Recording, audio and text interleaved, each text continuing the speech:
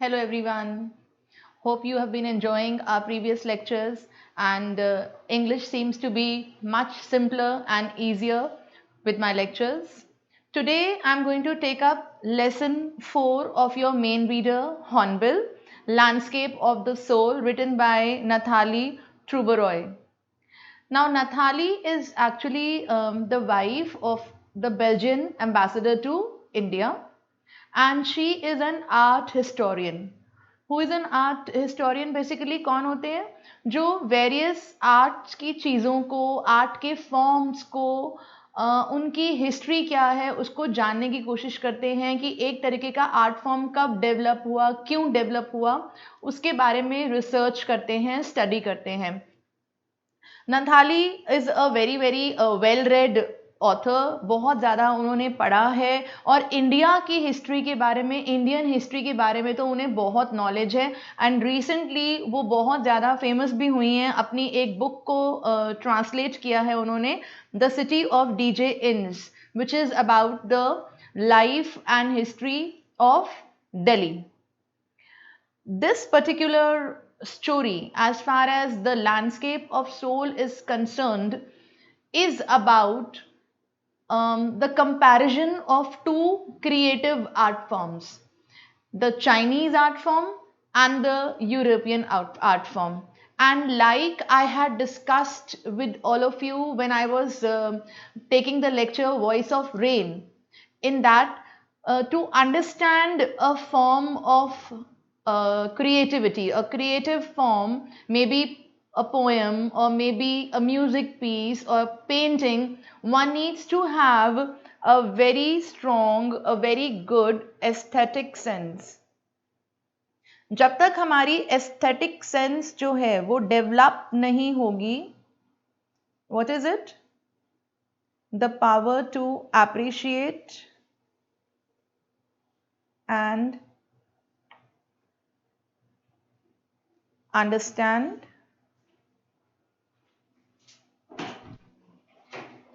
any form of creativity.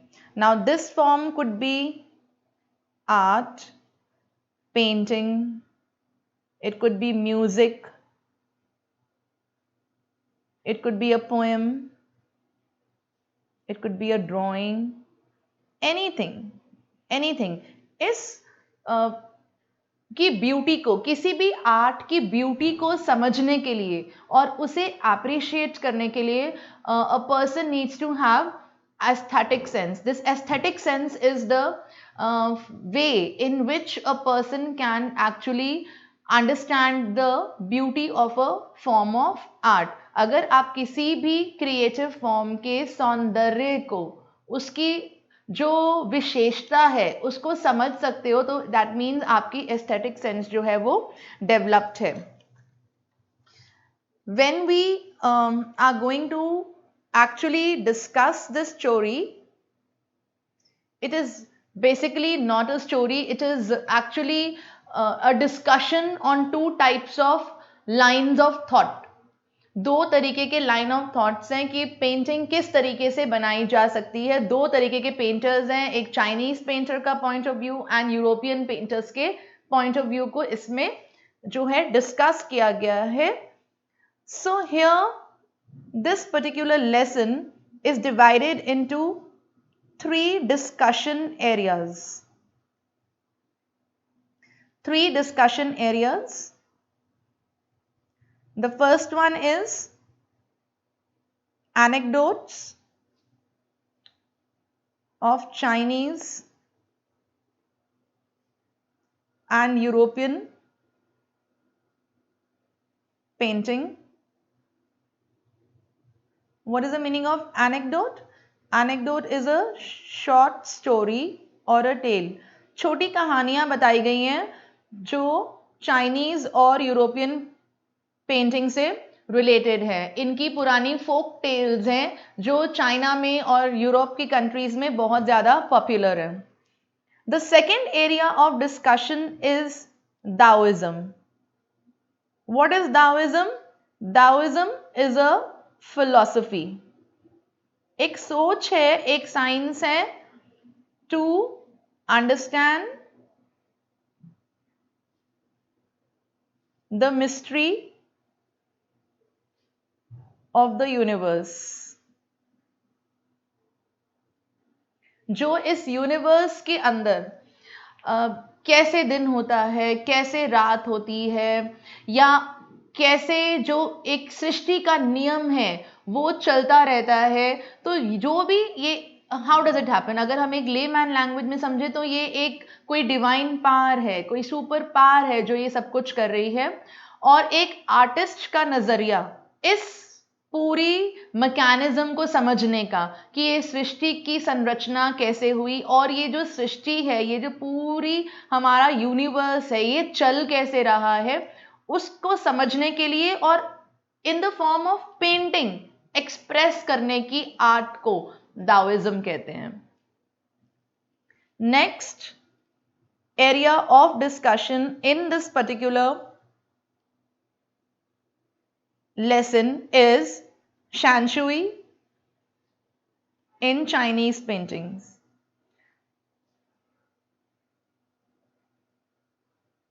Chinese paintings में shanshui is also a philosophy, another philosophy about the way in which life can be seen basically in the Chinese paintings, Chinese forms of art.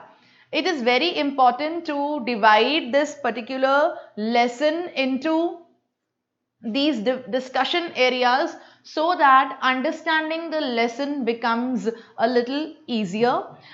The lesson has many difficult so called difficult words. एक चीज difficult तब होती है जब तक हमें वो आती नहीं है, जब हमें वो आने लग जाती है तो वो सेम चीज हमें easy लगने लग जाती है. So I don't use the term difficult too often. Fine, because yes, but they need a little bit of understanding at your level, और आपको समझाने के लिए I am here at your service, so you can just with me understand the lesson quite easily, provided you are listening with attention to what I am saying. So this particular lesson has been divided into 3 discussion areas. अगर हम इसे 3 areas में divide कर लेंगे तो हमारे लिए इसको learn करना थोड़ा सा easy हो जाएगा. And before actually reading the lesson, I would also like to draw your attention towards landscape of the soul, the title of the lesson. The moment we read the title, हमारे मन में एक ख्याल आता है कि लैंडस्केप ऑफ सोल क्या कैसा सा टाइटल है, सोल का लैंडस्केप कैसे हो सकता है. First and foremost, what do you mean by landscape? हमने अपने यंगर डेज में, बचपन में सबसे पहले अपनी जो पेंटिंग्स बनाई होंगी, ड्राइंग, हमारी ड्राइंग टीचर बोलती हैं बनाने के लिए लैंडस्केप बनाओ, है ना. So landscape basically means a scenery. So the scenery of the soul, the painting in which the inner life, the ideology of a painter is reflected, this particular lesson is about that. Basically, a landscape for a layman, किसी भी आम इंसान के लिए landscape क्या होगा? पेड़ हो गए, पहाड़ बना दिए, रिवर बना दी, सन बना दिया, मून बना दिया, क्लाउड्स बना दिए. This is the superficial external landscape. इसकी अंडरस्टैंडिंग सिर्फ सुपरफिशियल फॉर्म पे है, लेकिन हम अगर इसको एडवांस्ड फॉर्म पे देखें, from the point of view of a renowned painter या आर्टिस्ट देखें, so a painting is actually the reflection of an artist soul. उनकी जो इनर लाइफ है, जो उनकी स्पिरिचुअल लाइफ है, उसका एक रिफ्लेक्शन होती है उनकी पेंटिंग. उसी को एक्सप्रेस किया गया है इन दीज 3 डोमेन्स. अगर हम ये 3 डोमेन्स को समझ जाएंगे तो हम अपनी पूरी लेसन को समझ पाएंगे. So let's begin. A wonderful, this is the first anecdote. I told you that the lesson is divided into 3 domains, and the first one is the anecdotes of China and Europe. So straight away the anecdote. A wonderful old tale is told about the painter Wu Daozi.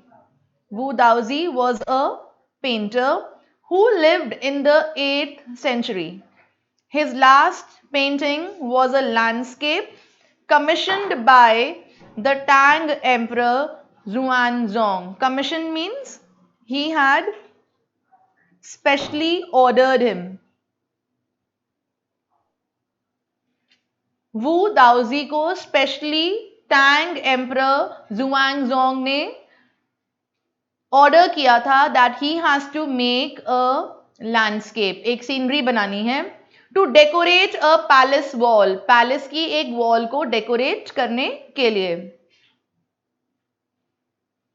The master had hidden his work behind a screen, so only the emperor would see it. तो जब master कौन है? When the artist, when the painter, when the artist finished making the landscape on one of the walls of the palace, उन्होंने उसके आगे एक पर्दा, एक स्क्रीन लगा दिया ताकि वो वॉल जो है वो वैसे डायरेक्टली हर एक को न दिखे. So only the emperor would see it, सिर्फ जब एम्परर आएंगे, जो किंग है वो आएंगे, वो ही देखेंगे. For a long while the emperor admired the wonderful scene. The emperor was very very appreciative, उन्हें बहुत सुंदर लगा जो लैंडस्केप पेंटर ने बनाया था उनके कहने पर.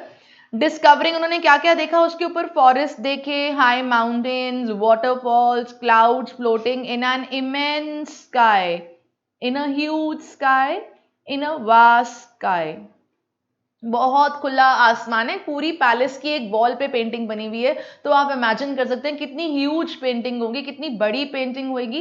एंड जो एम्परर हैं, जैसा मैंने अभी आपके साथ डिस्कस किया था, like a layman he is only able to admire the external beauty of the landscape, जो उन्हें सुपरफिशियली दिख रहा है. फॉरेस्ट दिख रहे हैं, झरने दिख रहे हैं, क्लाउड्स दिख रहे हैं, स्काई दिख रहा है, सिर्फ वो उसको एडमायर कर पा रहे हैं. He could see main on हिली पाथ्स, बर्ड्स इन फ्लाइट, उड़ते हुए birds. Look sir, said the painter, in this cave at the foot of the mountain dwells a spirit. Dwells means lives.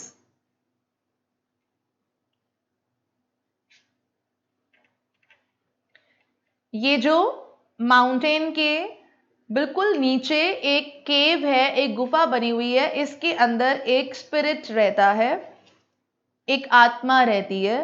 The painter clapped his hands and the entrance to the cave opened. ऐसा लगा जैसे कि painter ने अपना जैसे ही hands को clap किया, ताली बजाई, तो केव का गेट खुल गया. And I want to tell you that this is an anecdote. ये एक कहानी है जो यहाँ पर फेमस है, लोग इसको बहुत ज्यादा सुनाते हैं to understand what kind of art was there, what kind of art is the Chinese art. ये चाइना की फोक टेल है, कहानियां हैं. The inside is splendid beyond anything words can convey. The inside is splendid, beautiful.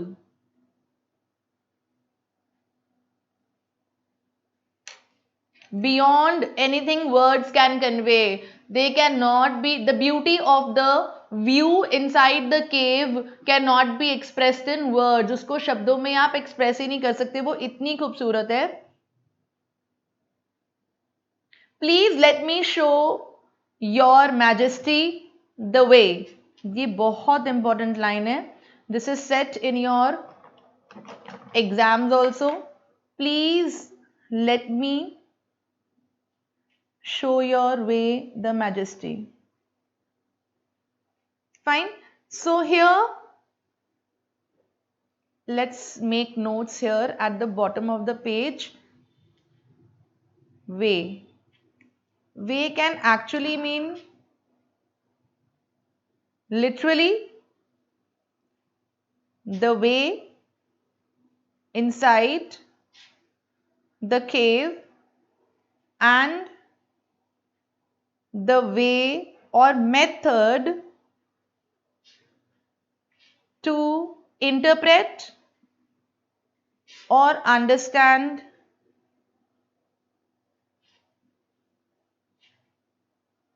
the scenery. The thinking that went inside while drawing or while painting this landscape, क्या चल रहा था इस painter के दिमाग में, उसको जो है वो पेंटर खुद ही समझा सकता है.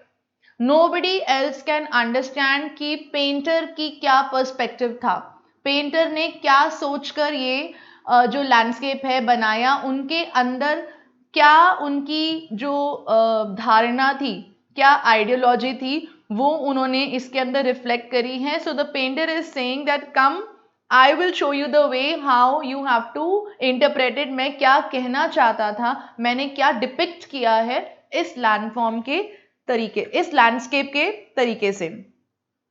The painter entered the cave but the entrance close behind him. जैसे ही पेंटर अंदर गए, एंट्रेंस बंद हो गई. And before the astonished, astonished means surprised, emperor could move or utter a word. Utter means speak or say a word. The painting had vanished from the wall. Vanished, disappeared. वो गायब हो गई painting.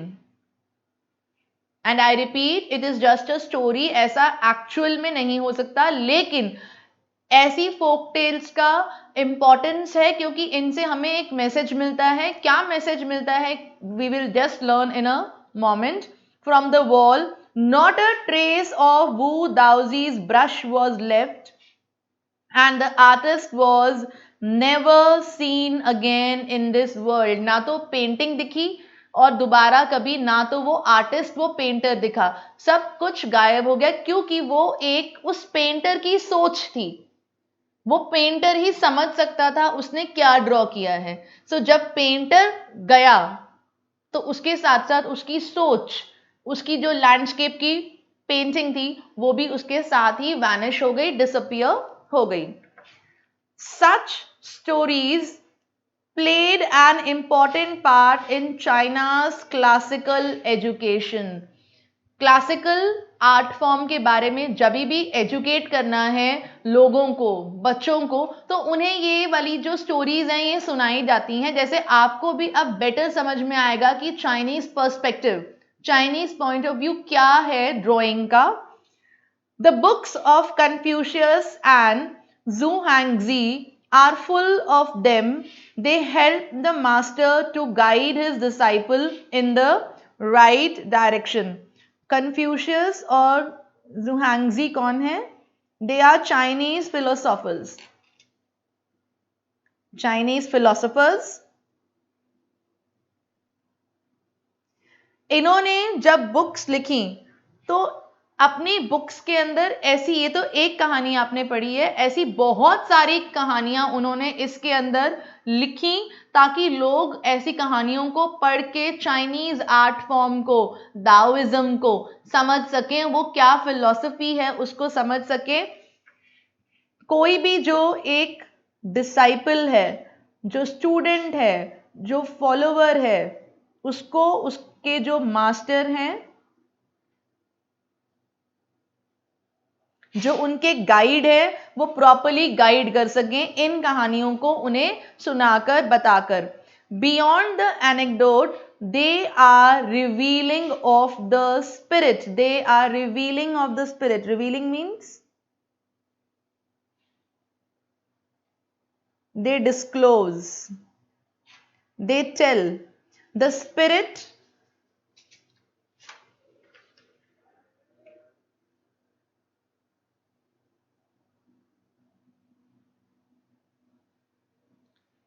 which art was considered.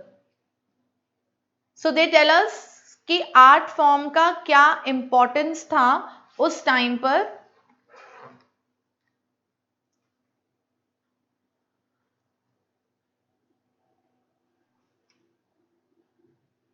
So these Chinese paintings tell us the importance and the spirit with which these particular paintings were made, so that the teachers, the guides, the mentors, they can guide their children, their students, their followers, your book says their disciples in the right direction. उन्हें right direction दे सकते थे Chinese ideology के बारे में कि Chinese art form आखिर है क्या. Contrast this story or another famous one about a painter who wouldn't draw. तो ऐसी ही एक और स्टोरी थी about a painter who wouldn't draw the eye of a dragon. He would not draw the eye of a dragon. What is a dragon? Dragon आपने देखा होगा cartoons में. It looks like a snake जिसके मुंह से आग निकल रही होती है और उसके पंख होते हैं. एक बड़ा अजगर जैसा लगता है देखने में. It's a big snake with wings. It's an imaginary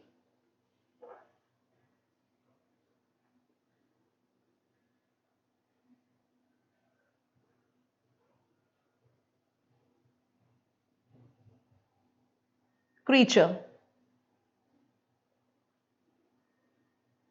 It's an imaginary creature that it looks like a big snake with wings. So there was a painter who did not paint the eye of the dragon for fear it would fly out of the painting. कि उसे ऐसा लगता था कि वो painting से कहीं बाहर ही ना उड़ के चला जाए. With an old story from my native Flanders. Flanders is a country. My is the author. She is saying that मेरी कंट्री में ऐसी एक स्टोरी जो है वो बहुत ज़्यादा फेमस है कि एक पेंटर ने एक ड्रैगन बनाया और उसकी दो आंखें होती हैं लेकिन एक ही आंख बनाई, दूसरी आंख नहीं बनाई. उसे लगता था कि जैसे ही मैं उसकी आंख बनाऊंगा तो ये जो ड्रैगन है ये पेंटिंग में से सच्ची में उड़ जाएगा. And Flanders is a region in Belgium. Belgium में है ये जगह. That I found most representative of Western painting. Western painting is the painting of Europe. In 15th century, Antwerp, a master blacksmith. Blacksmith कौन है? Blacksmith is basically a person who works with iron. लोहार को blacksmith बोलते हैं. Sometimes children have confusion. Blacksmith और iron smith में क्या difference है? जरा सा difference है. Let's go through it and enhance our knowledge of basic English here only. Iron smith is basically a person जो iron से iron के articles बनाता है. लोहे की चीजें लोहे से जो बनाता है वो हमारा आयरन स्मिथ होता है. एंड ब्लैक स्मिथ कौन होता है? जो आयरन को उसकी रॉ फॉर्म से आग में तपा तपा के उसकी इम्प्योरिटीज को निकाल के उसको यूजेबल फॉर्म में बनाता है, वो ब्लैक स्मिथ होता है. ठीक है ना. तो लोहार, हिंदी में लोहार दोनों ही है लेकिन इंग्लिश में ब्लैक स्मिथ और आयरन स्मिथ में डिफरेंस है. So there was a blacksmith called Quentin Metzes, fell in love with a painter's daughter. The father would not accept a son-in-law with such a profession. एक ऐसे profession के साथ लोहार का profession बहुत अच्छा प्रोफेशन नहीं माना जाता और जो फादर थे गर्ल के वो बहुत ही अच्छे रिनाउंड जो हैं पेंटर थे. So he did not want his daughter to be in a relationship with a boy who is a blacksmith. So Quentin sneaked into the, sneak means चुपके से एंटर होना.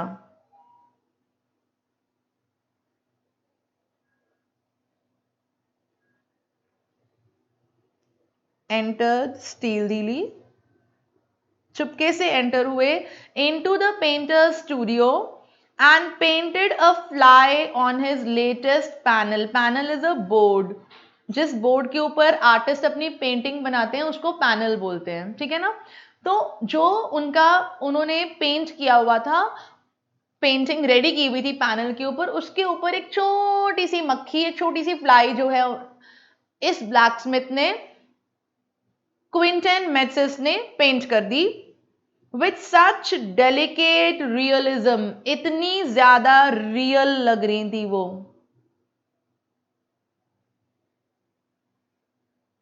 Very realistic, original, real, that the master tried to swat it away. जब painter, जिन्होंने वो painting draw की थी, paint की थी, वो अंदर आए, वो मक्खी, वो फ्लाई इतनी रियल लग रही थी कि उन्होंने उसको स्वॉट करने की कोशिश करी. स्वॉट मीन्स किल, उसे मक्खी को मारने की कोशिश करी. जैसे ही हमें मक्खी दिखती है या मच्छर दिखता है, हमारा इंस्टेंट रिएक्शन होता है कि उसको उड़ाओ या मार दो, ठीक है ना. तो वो इतनी रियल फ्लाई थी कि पेंटर, जो जिनकी ओरिजिनल पेंटिंग थी, he tried to kill the fly. Before he realized what had happened, Quentin was immediately admitted as an apprentice. Apprentice means trainee.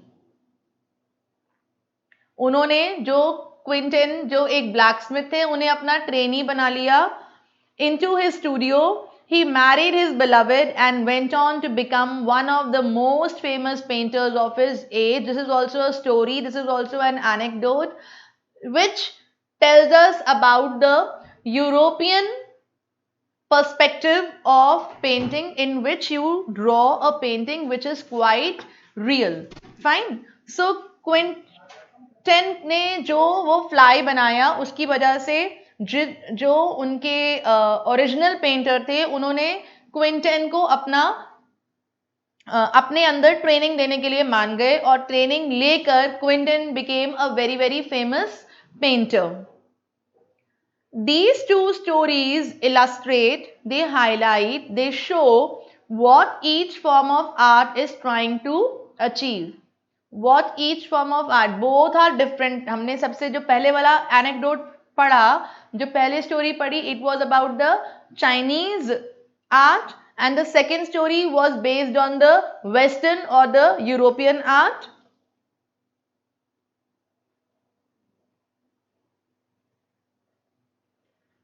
A perfect illusionistic likeness in Europe, the essence of inner life and spirit in Asia. So if you are trying to understand कि Europe में किस तरीके की paintings बनाई जाती हैं, वो ऐसी पेंटिंग्स होती हैं जो रिफ्लेक्ट करती हैं इल्यूजनिस्टिक लाइकनेस, बहुत ही ज्यादा रियल होती हैं.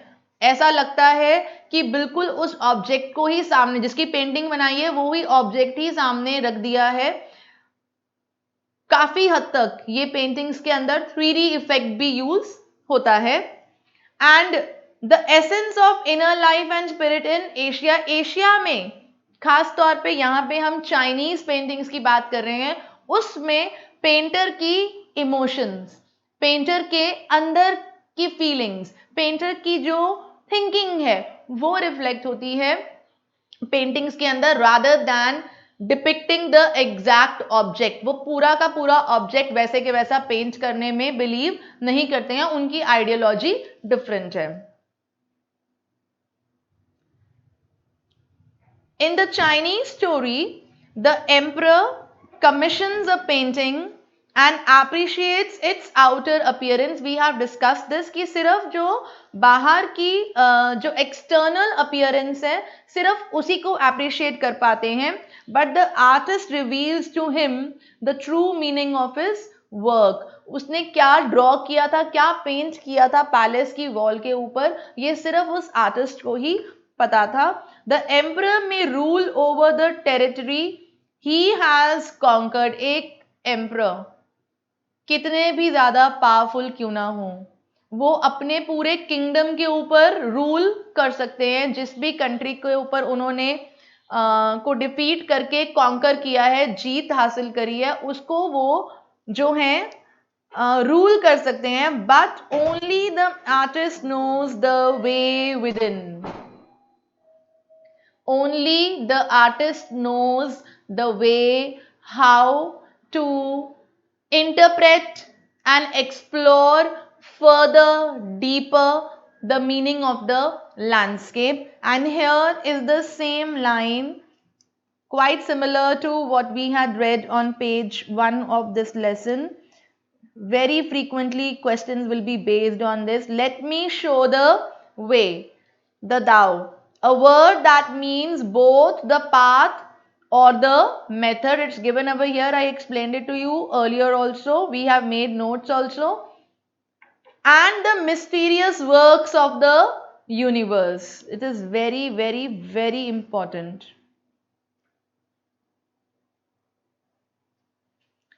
But the artist has reached his goal beyond any material appearance.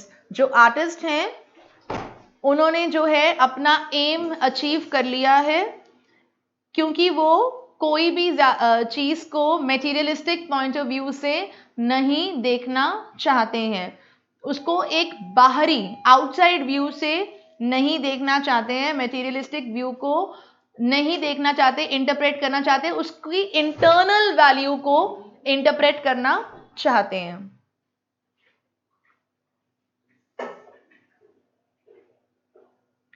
A classical Chinese landscape is not meant to reproduce an actual view. We have just now read that a European perspective believes in painting the exact image of an object, of a thing, of a person, of a landscape maybe. But in a Chinese landscape, we don't mean to reproduce the actual view as would a Western figurative painting.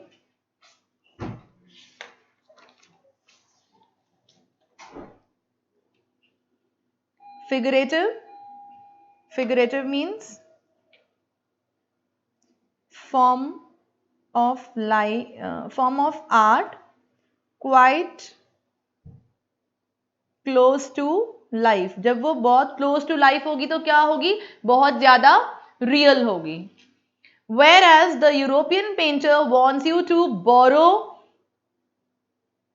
his eyes and look at a particular landscape exactly as he saw it. A European painter would want you to see an object with his eyes the way he has perceived an object. एक object को जैसा उन्होंने देखा वैसा ही वो चाहते हैं कि जो appreciate करने वाले हैं, जो viewers हैं, वो भी उन्हीं की eyes literally borrow करके उसी perspective से उस पेंटिंग को इंटरप्रेट करें एक पर्टिकुलर स्पेसिफिक एंगल से. The Chinese painter does not choose a single viewpoint. So there is a difference between the European viewpoint and the Chinese viewpoint. Chinese painter चाहते हैं कि जब उनकी पेंटिंग को इंटरप्रेट किया जाए तो वो एक सिंगल पॉइंट ऑफ व्यू से नहीं होनी चाहिए, वो एक सिंगल नजरिए से नहीं होनी चाहिए. His landscape is not a real one. क्योंकि उनका लैंडस्केप रियल नहीं है, वो तो उनके सोल की डिपिक्शन है, वो उनके इनर फीलिंग्स की डिपिक्शन है. And you can enter it from any point and travel in it. आप उसको किसी भी तरीके से इंटरप्रेट कर सकते हो. चाइनीज पेंटिंग की एक खासियत है, जितने लोग उस पेंटिंग को देखेंगे वो उसे अलग अलग तरीके से इंटरप्रेट कर सकते हैं. चाइनीज पेंटर ये चाहता ही नहीं कि उसको एक ही पॉइंट ऑफ व्यू से इंटरप्रेट किया जाए.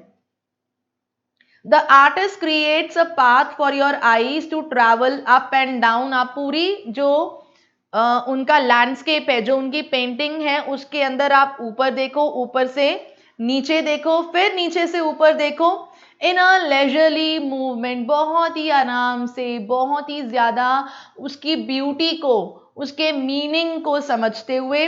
This is even more true in the case of the horizontal scroll. Horizontal scroll, what is the meaning of horizontal? Horizontal is this line that I have drawn. Horizontal is something which is parallel to the ground. जो भी चीज ऐसे लेटी हुई होती है उसको हम horizontal बोलते हैं, और जो खड़ी हुई होती है उसको vertical बोलते हैं.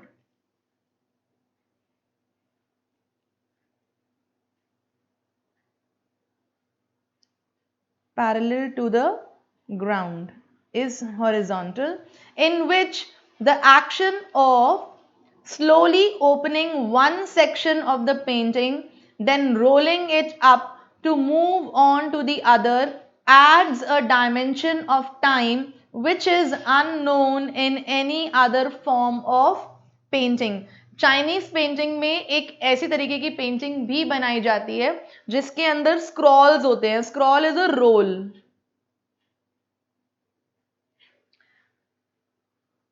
इन रोल्स को क्या किया हुआ होता है, पेंटिंग को रोल किया हुआ होता है. एक एक स्क्रॉल को खोलते हैं नीचे की तरफ को, जैसे रूम्स में ब्लाइंड्स होते हैं, जो हमारे न्यू टाइप के कर्टन्स हैं, उसको खोलते हैं. ठीक है. अब पेंटिंग को इंटरप्रेट करना है ऊपर से नीचे देखते हुए, नीचे से ऊपर देखते हुए, फिर ऊपर से नीचे देखते हुए. In this way you keep on understanding the picture and the beauty of the landscape or the painting that the painter has made. फिर उस स्क्रॉल को वापस बंद कर दिया जाता है, दूसरे स्क्रॉल को खोला जाता है. ठीक है. तो इससे आप एक नया डायमेंशन ऐड कर सकते हो, the dimension of time in this, which is a very unique thing and it is specific to the Chinese paintings only, जिसके अंदर टर्न बाय टर्न स्क्रॉल्स के अंदर पेंटिंग जो है वो खुल रही है. आपको धीरे धीरे पेंटिंग जो है वो कंप्लीटली दिखेगी. It also requires the active participation of the viewer. जो व्यूअर जो है उनका एक्टिव पार्टिसिपेशन होता है चाइनीज जो पेंटिंग है उनको इंटरप्रेट करने में, क्योंकि वो अपना भी पर्सपेक्टिव बीच में यूज कर सकते हैं. Who decides at what pace he will travel through the painting. ये व्यूअर को खुद देखना है कि वो कितनी देर में उसका मजा लेंगे, कितनी देर लगाएंगे उसको समझने में, कितनी पेस से वो आगे बढ़ेंगे उस पूरी पेंटिंग को देखने के लिए. ये व्यूअर खुद डिसाइड करता है. तो व्यूअर भी एक्टिवली पार्टिसिपेट करता है ऐसी खास तौर की पेंटिंग्स को देखने में, समझने में, अप्रिशिएट करने में. A participation which is physical as well as mental.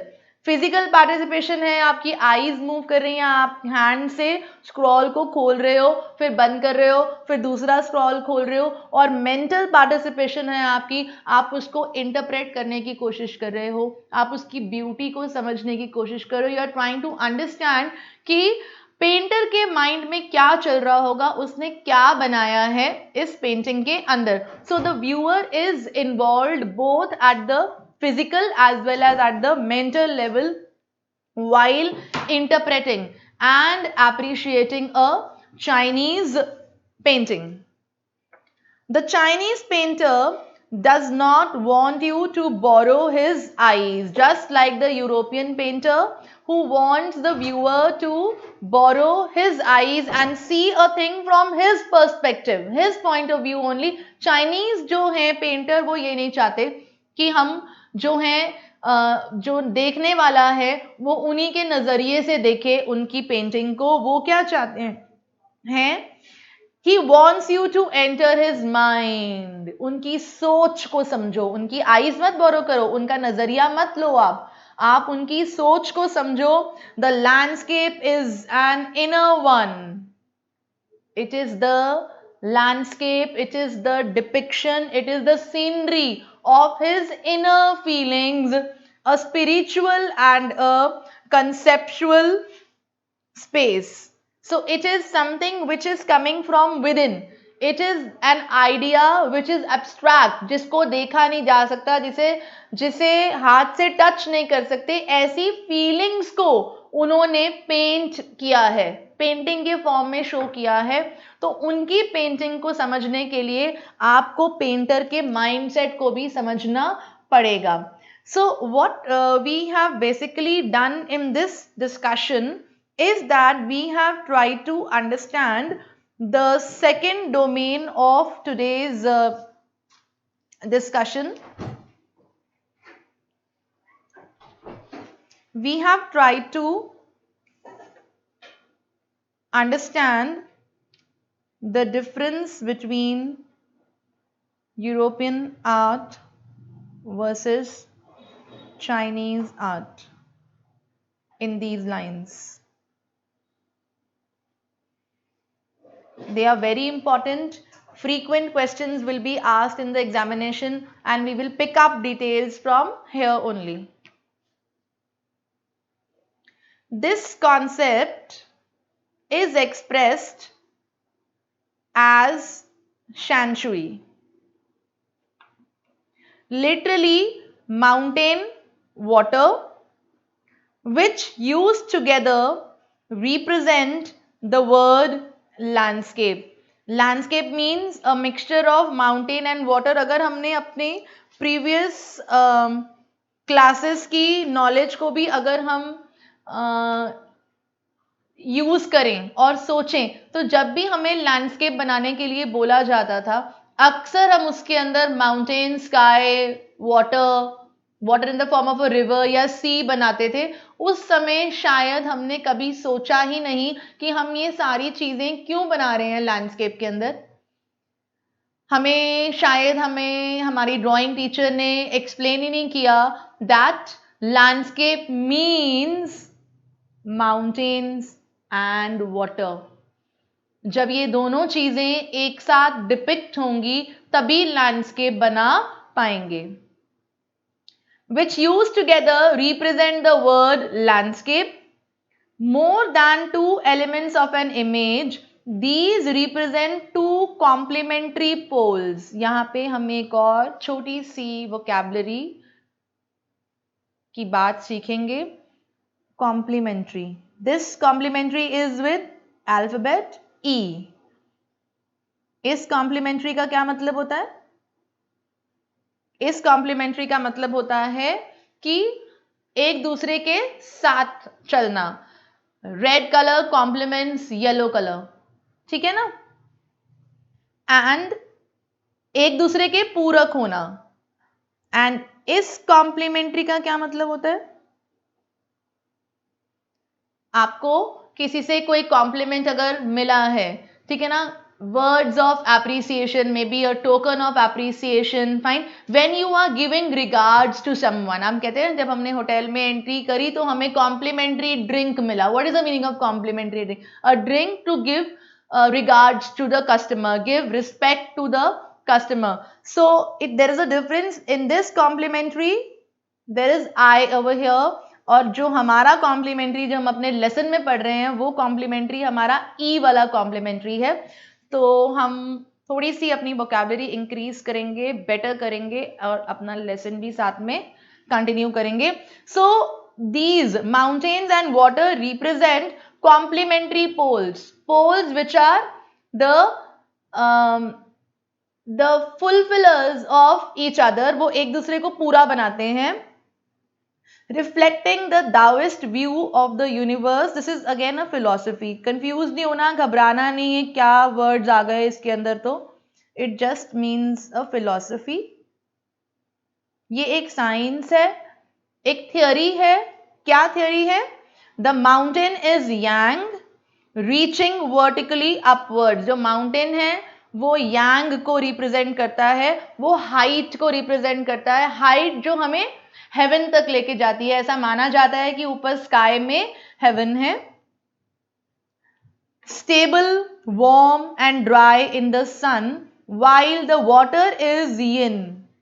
So Daoist view के, दाविस्ट फिलॉसफी के दो पॉइंट ऑफ व्यूज हैं, यांग और यिन. यांग जो है वो हाइट को रिप्रेजेंट करते हैं literally through the form of mountains. Fine. वो वार्मथ को रिप्रेजेंट करते हैं. जो यिन है वो वाटर को रिप्रेजेंट करता है, हॉरिजॉन्टल एस्पेक्ट को रेफर करता है. रेस्टिंग ऑन द अर्थ, ये फ्लूइड है, मॉइस्ट है और कूल है. So if you could see, Yang is warm, yin is cool. Yang is dry, yin is moist. So they are the opposites of each other, yet they form a whole when they are together. Yang और yin जब तक इकट्ठे नहीं होंगे एक complete universe नहीं बनेगा, हमारा landscape नहीं बनेगा. वो एक दूसरे के पूरक हैं, दे कॉम्प्लीमेंट ईच अदर, और कॉम्प्लीमेंट कौन सा? ई वाला complement. The interaction of yin, the receptive feminine aspect of the universal energy, and its counterpart again means complementary part,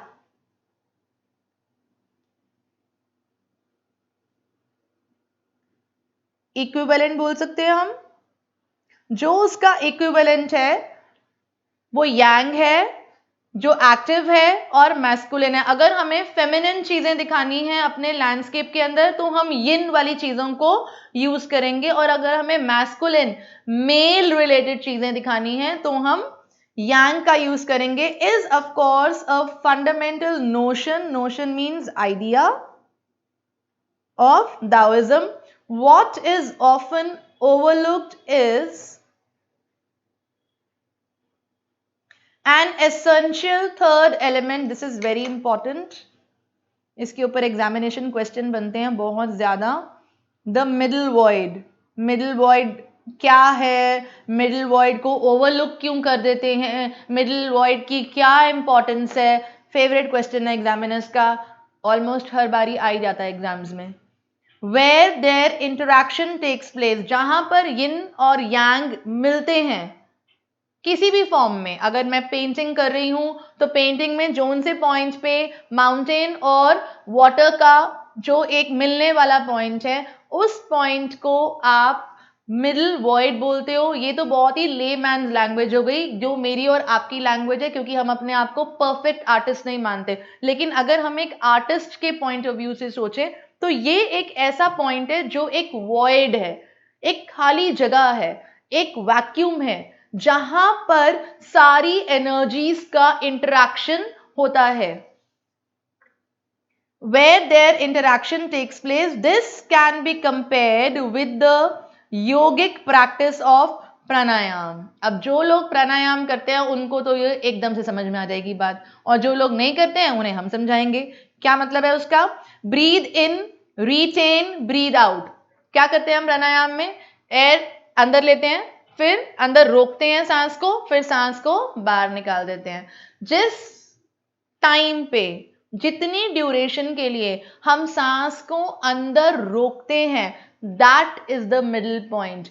That is the place where according to your lesson real meditation takes place. वो ही एक ऐसा time होता है जब आपका connection divine से बनता है. पूरे प्राणायाम में जो आपका रिटेन करने वाला पीरियड है, जिस समय आपने सांस को अंदर रोका हुआ होता है, that is the most important point of your pranayam. The suspension of breath is the void. Suspension means to stop. जहां पे आपने सांस को अंदर होल्ड करके रखा उसको आप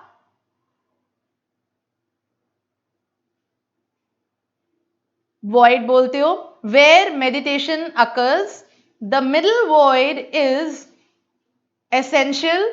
Nothing can happen without it.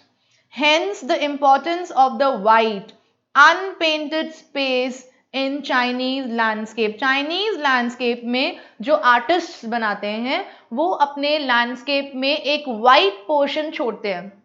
ये वाइट पोर्शन इसी वॉइड को डिपिक्ट करता है. वो landscape, I repeat, is not the landscape that you and I make. That is a landscape of a very different level. Of एक artist कैसा बनाएगा जिसने मॉडर्न आर्ट यूज करी हुई है या जिसने एक एडवांस्ड लेवल की पेंटिंग बनाई है, वो अपनी पेंटिंग में ये वाइट कलर का एक वैक्यूम जरूर छोड़ते हैं to show the middle void. This is also where man finds a fundamental role. यहीं पर human beings का रोल भी Chinese painting में आ जाता है. In that space between heaven and earth, between yang and yin, between mountains and water, he becomes the conduit, the channel of communication between both poles of the universe. Universe के दो parts हैं, उन दोनों extreme parts की communication कैसे होगी? उसकी communication होगी मैन के थ्रू, ह्यूमन बीइंग्स के through. His presence is essential. Human beings की presence बहुत important है, even if it's only suggested, far from being lost or oppressed by the lofty peaks. He is, in Francois Chang's wonderful expression, the eye of the landscape. Very important. The eye of the landscape is the man, human beings.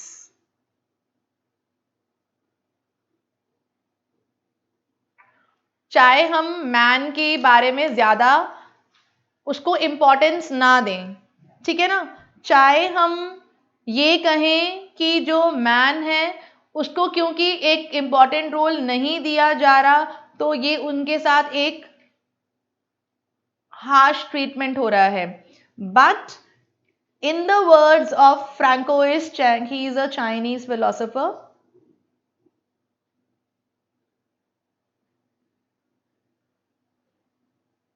he says that the man is the eye of the landscape.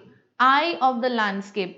If we consider the landscape to be a human body, तो eyes के बिना एक human being incomplete है, तो man के बिना एक Chinese landscape incomplete है। जितना इंपॉर्टेंट पार्ट हमारी बॉडी में आईज प्ले करती हैं, उतना ही इंपॉर्टेंट पार्ट ये जो ह्यूमन बीइंग्स है ये प्ले करते हैं चाइनीज लैंडस्केप के अंदर। Also viewers have a very important role in the landscape. They are the ones who are going to interpret the landscape, appreciate the landscape, so their role becomes very important.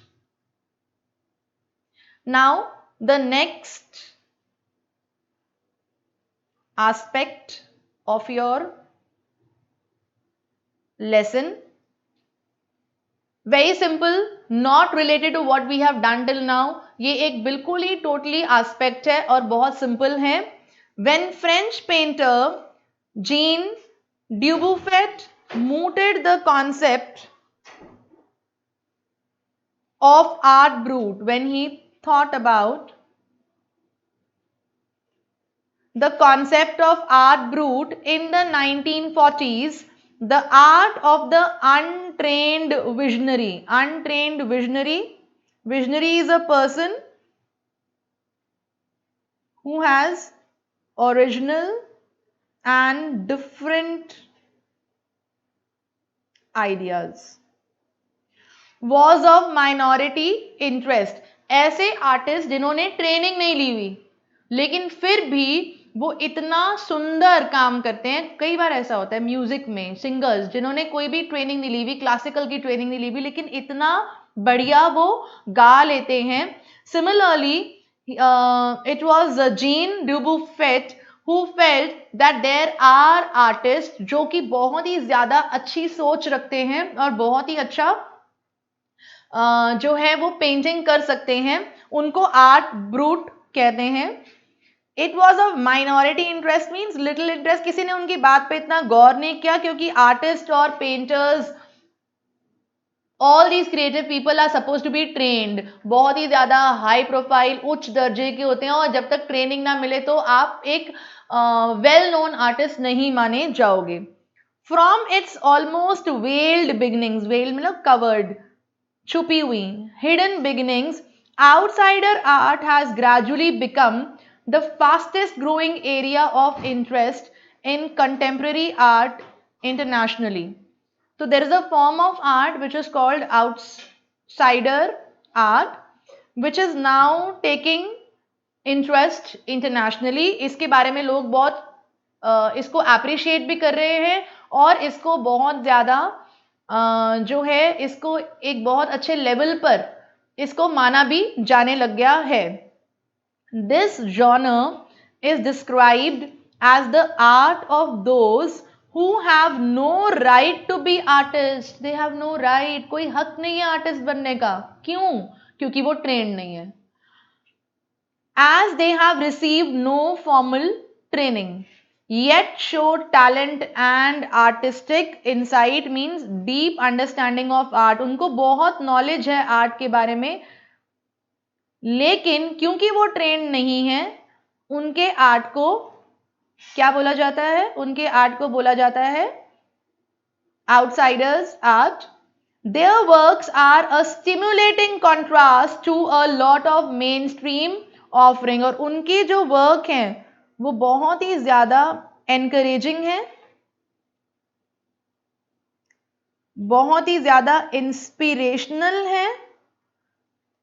Trend न होने के बावजूद उनका काम इतना बढ़िया है कि बहुत सारे मेन स्ट्रीम, बहुत सारे एक्चुअल आर्टिस्ट के कामों को टक्कर दे रहा है. Around the time Dubuffet was promoting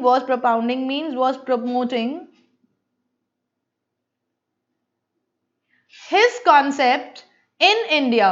An untutored genius जिसने कोई ट्यूशन, कोई कोचिंग, कोई ट्रेनिंग नहीं ली है, was creating paradise, was creating heaven, जन्नत बना रहा था एक इंडियन आर्टिस्ट बिना किसी ट्रेनिंग के. Years ago, the little patch of jungle that he began clearing to make himself a garden, उसने अपने लिए एक गार्डन बनाने के लिए एक छोटा सा फॉरेस्ट का हिस्सा था, उसको साफ सफाई करके उसको बनाने की कोशिश करी. Sculpted with stone, उसको कार्व किया स्टोन से, and recycled material is known to the world today as the rock garden in Chandigarh.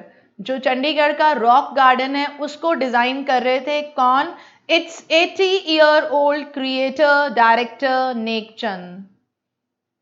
So when this idea was being talked about by Jean Dubuffet, it was Nek Chand. वहां पे वो अपने वहां पे इस आइडिया को वर्ल्ड के सामने ला रहे थे कि ऐसे आर्टिस्ट भी हो सकते हैं जो ट्रेंड ना हो लेकिन बहुत बढ़िया काम करते हैं. यहां पर हमारे कंट्री में एक अनट्रेंड आर्टिस्ट, एक करिश्मा कर रहे थे, कुछ बना रहे थे, which is the rock garden, is now hailed as India's biggest contributor to outsider art. Is now hailed means is now praised as. The 50th issue, spring 2005 of Raw Vision, a UK-based magazine, pioneer in outside art publications, pioneer, leader, features Nekchand and his rock garden sculpture Women by the Waterfall on its anniversary issues cover. जो ये book है, जो ये magazine है UK based, Britain की magazine, उसके cover page पर rock garden का एक स्कल्पचर जो है विमेन बाय द वाटरफॉल, उसकी पिक्चर को उन्होंने अपने एनिवर्सरी इशू पर क्लिक करके उसको उन्होंने वहां पर पब्लिश किया है, छापा है. The notion means the idea. The idea of art brut or raw art was of works that were in their raw state as regards cultural and artistic influences. उनको ना तो कल्चरल नॉलेज थी art की और ना ही artistic knowledge थी, क्योंकि वो ट्रेंड नहीं थे. इसलिए anything and everything from a tin to a sink to a broken down car, 3 डब्बे, ब्रोकन सिंक जिसके अंदर वॉश बेसिन के अंदर आप हाथ धोते हो, ब्रोकन डाउन कार, टूटी हुई कार के पार्ट्स को, could be material for a work of art. इन सबको बेस्ट आउट ऑफ वेस्ट जिसको बोलते हो आप, इन सारी टूटी फूटी चीजों को यूज कर कर भी एक बहुत ही शानदार इमेज बन सकती है, एक आर्ट फॉर्म बन सकता है. Something Nekchand has taken to dizzying heights. Dizzying means amazing. Amazing heights. Recognizing his art as an outstanding testimony of the, what is the meaning of testimony? Outstanding testimony official statement, गवाही है।